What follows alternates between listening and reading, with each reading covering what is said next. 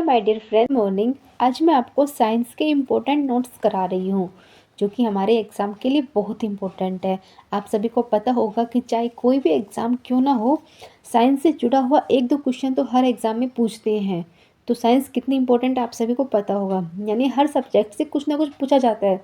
जैसे कि 2 question chemistry के आ जाएंगे, 2 फिजिक्स के आ जाएंगे, 2 बायो के आ जाएंगे, यानी टोटल वेटेज हो जाएगा 6 क्वेश्चन का। तो इतने क्वेश्चन हर एग्ज़ाम के अंदर पूछते ही पूछते हैं।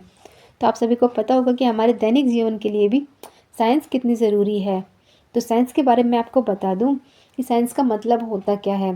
साइंस का मतलब ये होता है कि जो भी हमारी प्रकृति के अंदर कुछ भी चीज़ होती है तो उसको हम अपने प्रयोग द्वारा जांच करते हैं कि ये किस लिए हो रही है। जैसे कि हल्की चीज़ ही ऊपर क्यों जाती है और भारी चीज़ ही नीचे क्यों आती है, तो इसके बारे में जांच करना ही साइंस का काम होता है। यानी हमारे पूरे ब्रह्मांड के जो कैसे कार्य करता है, कौन से ग्रह है, किस टाइप से वर्क करता है, उसके बारे में जानना ही साइंस होता है। तो फ्रेंड्स, स्टार्ट करते हैं टॉपिक के हिसाब से। तो हमारे आज मैं आपको टॉपिक के बारे में बता रही हूँ कि साइंस किस टाइप से होती है, कैसे टॉपिक होते हैं। तो आज का हमारा टॉपिक क्या है, जीव विज्ञान की जो प्रमुख शाखा होती है ना, इनके जनक कौन हैं। तो आज का हमारा टॉपिक यही होता है। इसके बाद नेक्स्ट करवाऊंगी मैं जीवों में जनन किस टाइप से होता है। फिर आ जाएगा जो पुष्पी पौधे होते हैं उनमें लैंगिक जनन किस प्रकार से होता है। फोर्थ पार्ट आ जाएगा कि मानव का जनन किस प्रकार से होता है। इसके बाद आएगा जनन स्वास्थ्य क्या होता है। फिर नेक्स्ट आ जाएगा जो वंशागति और विविधता का जो सिद्धांत है वो किसने दिया था और किस तरीके से कार्य करता है। फिर आता है वंशागति और आणविक आधार। जो वंशागति का आणविक आधार है वो किस प्रकार से होता है। इसके बाद आता है तंत्रिका तंत्र कि जो हमारा तंत्रिका तंत्र है वो किस प्रकार से कार्य करता है। फिर आता है विटामिन। जो विटामिन होते हैं, किन से विटामिन से हमें क्या प्राप्त होता है, किसकी कमी से हमें कौन सी बीमारी होती है, इसके बारे में जानेंगे। उसके बाद आता है मानव शरीर कि जो हमारी ह्यूमन बॉडी है ये किस प्रकार से कार्य करती है। फिर नेक्स्ट टॉपिक आता है मानव नेत्र, उसके भाग, यानी हमारी आँखों के बारे में, उसके भाग में कौन सा लेंस होता है, किस प्रकार से हम देख सकते हैं, उसके बारे में जांचना। फिर आता है मानव के दांत। जो दांत है वो किस प्रकार से होते हैं, कौन कौन से दांत होते हैं, किस प्रकार से इनका सांचा होता है, इनके बारे में बताएंगे। फिर आता है नेक्स्ट जो हमारा माइंड होता है इसकी संरचना कैसे होती है, इनमें कार्य कौन से होते हैं, इसके कितने पार्ट होते हैं, इसके बारे में जानना। इसके बाद नेक्स्ट आता है मेरुरज्जु। जो मेरुरज्जु है वो किस प्रकार से कार्य करती है। फिर नेक्स्ट पार्ट आता है पाचन और श्वसन कि हम किस प्रकार से पाचन करते हैं और किस तरीके से श्वसन करते हैं। नेक्स्ट टॉपिक आता है उत्तक कि उत्तक क्या होते हैं। उसके बाद आती है ग्रंथियाँ कि ग्रंथियाँ क्या होती है। नेक्स्ट टॉपिक आता है जो जीवधारी होते हैं उनका वर्गीकरण किस प्रकार से होता है। नेक्स्ट टॉपिक होता है रक्त समूह कि रक्त समूह क्या होता है। फिर आता है लाल रक्त कणिकाएं कि जो हमारे जो होते हैं रेड ब्लड सेल्स वो कैसे बनती है, वो अगर ना बने तो हमें क्या हो सकता है, इसके बारे में भी हम इस टॉपिक में जानेंगे। इसके बाद नेक्स्ट आता है मानव का परिजन तंत्र यानी वाहिका तंत्र, संरचना, कार्य तथा अन्य, उसके बारे में जानेंगे। फिर आता है रोग एवं चिकित्सा कि कौन कौन से रोग होते हैं, उनसे लड़ने के लिए हमें कौन सा चिकित्सा करवाना चाहिए, यानी कैसे कैसे इलाज उसके लिए करवाने होते हैं। फिर टॉपिक आता है उत्सर्जन तंत्र या जो हमारा उत्सर्जन तंत्र है वो किस प्रकार से कार्य करता है। इसके बाद नेक्स्ट आता है हृदय कि जो हमारा हार्ट है उसके कितने पार्ट होते हैं, किस तरीके से कार्य होता है, जो ब्लड को जो प्योर कैसे करता है, इसके बारे में जानेंगे। नेक्स्ट टॉपिक आता है फिजिक्स का, यानी इसकी खोज क्या है, इसके खोज करता है जो मुख्य मेन टॉपिक है ना, वो सब फिजिक्स के हम कवर करेंगे। नेक्स्ट आता है वैज्ञानिक उपकरण और उनका यूज़, यानी जो इस काम के लिए हमें उपकरण की यूज़ होता है उन सब के बारे में बताएंगे। नेक्स्ट आता है कि अम्ल, क्षारक और लवण क्या होते हैं। इसके बाद आता है भौतिक इकाइयाँ, उनके मात्रक। हर एग्जाम में इकाइयाँ मात्रक के बारे में ज़रूर पूछा जाता है। नेक्स्ट टॉपिक आता है बल तथा गति कि बल क्या होता है, गति का क्या होता है, इसका नियम किसने दिया था, इसके बारे में जानना। फिर नेक्स्ट टॉपिक आता है कि तरंग कि किस प्रकार की तरंगें निकलती हैं।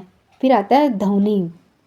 नेक्स्ट बात धातु और अधातु, यानी कौन सी धातु है, कौन सी अधातु है, किस प्रकार से सुचालक होती है, किस प्रकार से कुचालक होती है, कैसे कार्य करती है, इनके बारे में जानना।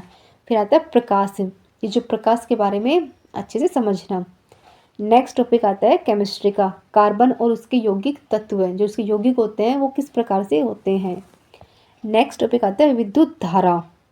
इसके बाद लास्ट टॉपिक आता है विद्युत धारा एवं चुंबकीय प्रभाव। ये हमारे साइंस के मोस्ट इंपॉर्टेंट टॉपिक है, जिनके बारे में हम डिस्कशन करेंगे डे बाय डे 1। फिर लास्ट में करवाएंगे हम 2000 क्वेश्चन करवाएंगे, जो कि 1 लाइनर होते हैं, जो बीच बीच में मैं आपको करवाती रहूँगी। और प्रैक्टिस सेट भी, जिसके अंदर 200 प्रश्न है, जो इसमें वो क्वेश्चन है जो हर एग्जाम में कहीं ना कहीं पूछे, यानी चुने हुए क्वेश्चन का इसमें संयोजन किया गया है। अब आ जाता है माय डियर फ्रेंड्स जीव विज्ञान के शाखाओं के जनक, जो कि हमारा आज का फर्स्ट टॉपिक है। यानी किसके बारे में पढ़ेंगे, जीव विज्ञान एवं उनके शाखाओं के जनक। आप सभी कोई सा भी एग्जाम पेपर उठा के देख लेना, इससे जुड़ा हुआ 1-2 क्वेश्चन तो हर एग्जाम में पूछते ही पूछते हैं कि फादर ऑफ बायोलॉजी कौन है, बॉटनी कौन है, जूलॉजी कौन है, टैक्सोनॉमी क्या है, इकोलॉजी क्या है, उसके बारे में वर्ड पूछा ही पूछा जाता है। तो आज हम स्टार्ट करते हैं। जो हमारी मेन शाखाएं हैं उनके जनक कौन कौन हैं। तो फर्स्ट कौन सी है, हम पढ़ रहे हैं जीव विज्ञान के बारे में, यानी बायोलॉजी के बारे में हम पढ़ रहे हैं। तो फादर ऑफ बायोलॉजी कौन है, तो इसके बारे में तो सबको पता है, कौन है, अरस्तु, जो कि फादर ऑफ बायोलॉजी के नाम से जानते हैं। इन्हीं को ही हम फादर ऑफ जूलॉजी के नाम से जानते हैं, यानी दोनों बायोलॉजी और जूलॉजी के जनक एक ही हैं। अब आते हैं सेकंड नंबर, आधुनिक जीव विज्ञान के जनक कौन है, तो वो कौन है, कार्ल लिन्नियस, जो कि फादर ऑफ मॉडर्न बायोलॉजी आ जाएगा। नेक्स्ट आता है वनस्पति विज्ञान के जनक कौन है, यानी फादर ऑफ बॉटनी, जो कि सबसे इंपॉर्टेंट कौन है, थियोफिटस। नेक्स्ट आता है आधुनिक विज्ञान के जनक कौन है, तो आ जाएगा बोहिन। अभी मैंने करवाया था प्राणी विज्ञान के जनक, यानी जूलॉजी के जनक कौन है, अरस्तु, यानी बायोलॉजी और जूलॉजी के सेम ही है। नेक्स्ट है वर्गीकरण के जनक कौन है, यानी फादर ऑफ टैक्सोनॉमी, जो इनका वर्गीकरण हुआ है, इसका जनक किसने है, किसने इसका वर्गीकरण किया था, क्या था, कार्ल लिन्नियस ने इसका जनक कहा जाता है। नेक्स्ट आता है परिस्थिति विज्ञान के जनक कौन है, यानी फादर ऑफ इकोलॉजी, जो हमारे जो डेली रूटीन होता है परिस्थिति के, इसके जनक कौन है, वो आ जाएगा थियोफिटस। यानी वनस्पति विज्ञान के भी यही हैं और परिस्थिति विज्ञान के जनक भी यही हैं। नेक्स्ट आता है भारतीय परिस्थिति विज्ञान के जनक कौन है, यानी फादर ऑफ इंडियन इकोलॉजी कौन है, आर मिश्रा। नेक्स्ट है कि बायोलॉजी के जनक कौन है, एक था फादर ऑफ जूलॉजी, एक फादर ऑफ बायोलॉजी, तो आ जाएगा हेडविंग। नेक्स्ट है फाइकोलॉजी, सवाल के जनक कौन है, तो आ जाएगा फ्रिसच। नेक्स्ट आता है फ्रेंड्स 11 नंबर, भारतीय फाइकोलॉजी यानी सवाल विज्ञान के जनक कौन है, ओपी लेयर। नेक्स्ट है माइकोलॉजी के जनक कौन है, तो आ जाएगा मिचली। नेक्स्ट है एंटीबायोटिक यानी प्रतिजैविक के जनक कौन है, तो आ जाएगा अलेक्जेंडर फ्लेमिंग।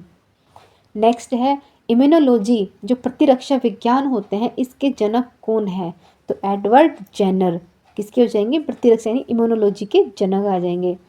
नेक्स्ट आता है माइक्रोबायोलॉजी के जनक कौन है, तो आ जाएगा एटोन बोन ल्यूनिकहोक।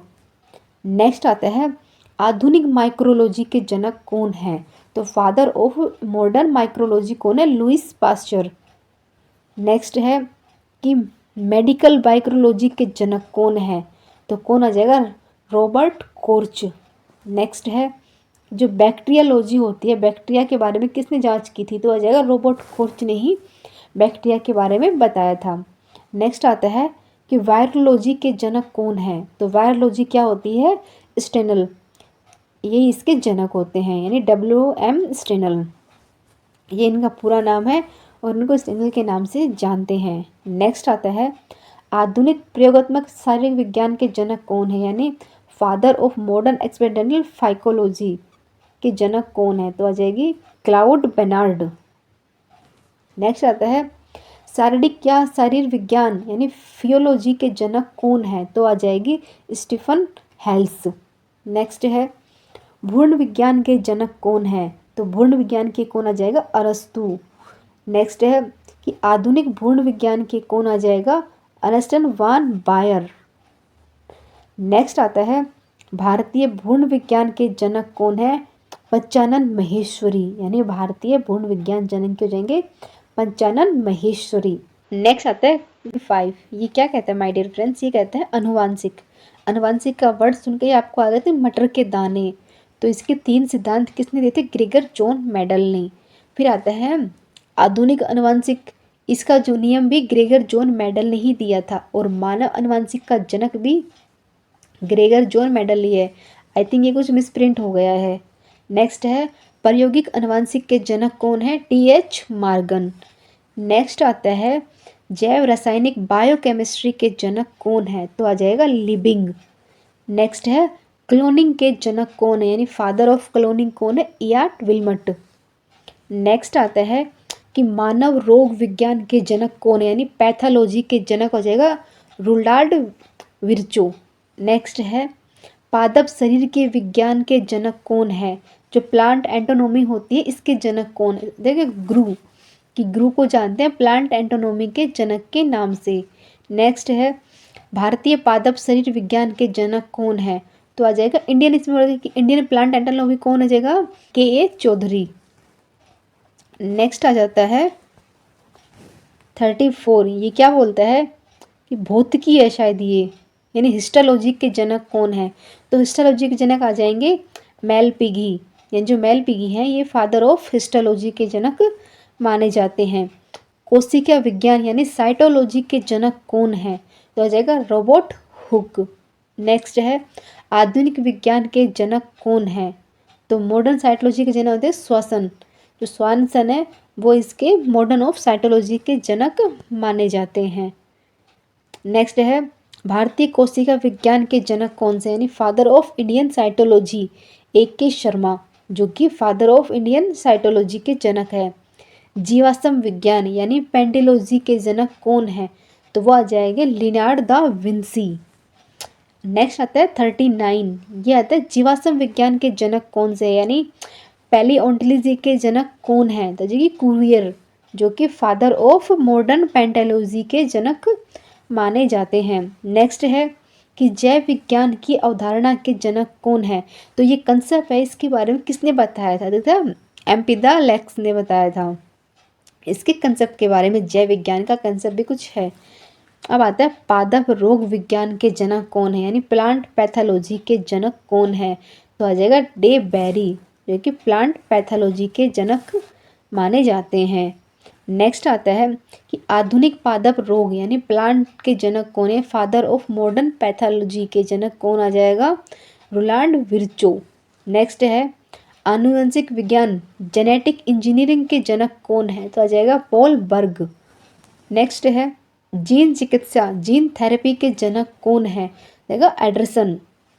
नेक्स्ट आता है एंड्रोकाइनोलॉजी यानी अंतःस्रावी तंत्र के अध्ययन का जनक कौन है? तो थॉमस एडविन, जिन्होंने इसके बारे में बताया था कि अंतःस्रावी तंत्र का इन्होंने फर्स्ट टाइम अध्ययन किया था। नेक्स्ट आता है यूनिक्स यानी सूजननिकी के जनक कौन है? तो गैल्टोन, इन्होंने बताया था यूनिक्स ने यानी सूजनी के जनक। नेक्स्ट आता है इलेक्ट्रोकार्डियोलॉजी के जनक यानी ईसीजी के जनक कौन है? एंथोवेन। नेक्स्ट है डीएनए अंगुली छापक यानी डीएनए फिंगरप्रिंटिंग के जनक कौन आता है? Alec Jeffrey. नेक्स्ट है प्लास्टिक सर्जरी जो होती है उसके जनक कौन है? श्रुत यानी सुश्रुत। नेक्स्ट है होम्योपैथिक के जनक कौन है, यानी फादर ऑफ होम्योपैथी कौन है? हेमिन मैन। नेक्स्ट है आयुर्वेद के जनक कौन है? तो आयुर्वेदिक के जनक है चरक। नेक्स्ट है रक्त परिसंचरण के जनक कौन है? जो ब्लड का सर्कल होता है इसके जनक कौन है? William Harvey. नेक्स्ट है रक्त समूह के जनक कौन है, यानी ब्लड ग्रुप होते हैं ना कि ए बी है ए है क्या है, इसके जनक कहते हैं लैंडस्टीनर। नेक्स्ट आता है चिकित्सा विज्ञान के जनक कौन है? तो चिकित्सा विज्ञान कहते हैं हिप्पोक्रेट्स। नेक्स्ट है हरित क्रांति के जनक कौन है? तो जगह नॉर्मन ई बोरलैग। नेक्स्ट है भारतीय हरित क्रांति के जनक कौन है? तो जाएगा मोनकम्बो स्वामीनाथन, जो कि भारतीय हरित क्रांति के जनक के नाम से जाना जाता है। पोलियो के टीके का जनक कौन है? तो जगह जोनास साल्क, जो कि पोलियो के टीके के जनक होते हैं। कृषि का अध्ययन के जनक कौन है? तो कृषि का था पीडी क्रिस्जा। नेक्स्ट है परागकण के जनक कौन है? जो परागकण होते हैं जो पुष्पों में होते हैं, तो उसके जनक कौन था? देखिए एडर्टमैन। नेक्स्ट आता है भारतीय पुनरावृत्ति विज्ञान के जनक कौन है? तो जगह बीबल साहनी। नेक्स्ट है जंतु व्यवहारिक के जनक कौन है? जंतुओं के व्यवहार के ऊपर जनक किसने किया था? तो उसके जनक होते हैं कोनार्ड लोथरेंज। नेक्स्ट है जो उत्परिवर्तन का नियम है, इसके जनक कौन है? उत्परिवर्तन के बारे में किसने बताया था? हुलुगु डी विर्ज ने। नेक्स्ट आता है विकिरण अनुवांशिक के जनक कौन है? तो विकिरण अनुवांशिक के जनक होता है एच जे मुल्लर। नेक्स्ट आता है एटीपी चक्र होता है, इसके जनक कौन है? तो लिपमैन। अब नेक्स्ट आता है आधुनिक शारीरिक विकास के जनक कौन है? एंड्रियास वैलियस। नेक्स्ट आता है शारीरिक के जनक कौन है? तो आ जाएगा हैपरलिस। आई होप कि आप सबको ये अच्छे लगे होंगे। तो जो हमारे जो साइंस की जो मोस्ट इम्पोर्टेंट शाखा होती है, उन सब के जनक के बारे में आज हमने पढ़ लिया है। तो जनक कौन कौन से हैं, इसमें सारे इम्पोर्टेंट नहीं है, कुछ इम्पोर्टेंट है, उसके बारे में आपको अलग से बता दूंगी। जैसे कि जीव विज्ञान हो गया, बोटनी, जूलॉजी, कोशिका, माइटोकॉन्ड्रिया, वो सब इम्पोर्टेंट, उन सब के बारे में मैं करवा दूंगी। तो इसमें सारे टॉपिक के बारे में बताया गया था कि उसके जनक कौन है, उसका जनक कौन है। तो आई होप आप सभी को ये अच्छा लगा होगा। Keep supporting. अब हमारा नेक्स्ट टॉपिक कल के लिए क्या होगा फ्रेंड्स? वो होगा जीवों में जनन, कि जीवों में जनन किस प्रकार से होता है, उसके बारे में हम कल पढ़ेंगे। यानी कल का टॉपिक हमारा है जीवों में जनन, कि जनन किस प्रकार से होता है, कैसे होता है, जो कि बहुत ही इंटरेस्टिंग टॉपिक है। ये तो थोड़ा सा बोरिंग था क्योंकि इसमें सिर्फ उनके जनक के नाम बताना था, इसमें कुछ समझाने वाली बात तो है नहीं। जनक तो जनक ही होता है। तो ये तो ऐसा ही टॉपिक है, लेकिन कल से बहुत अच्छे अच्छे टॉपिक स्टार्ट होंगे। तो प्लीज़ ज़रूर देखना, लाइक शेयर सब्सक्राइब करना। धन्यवाद।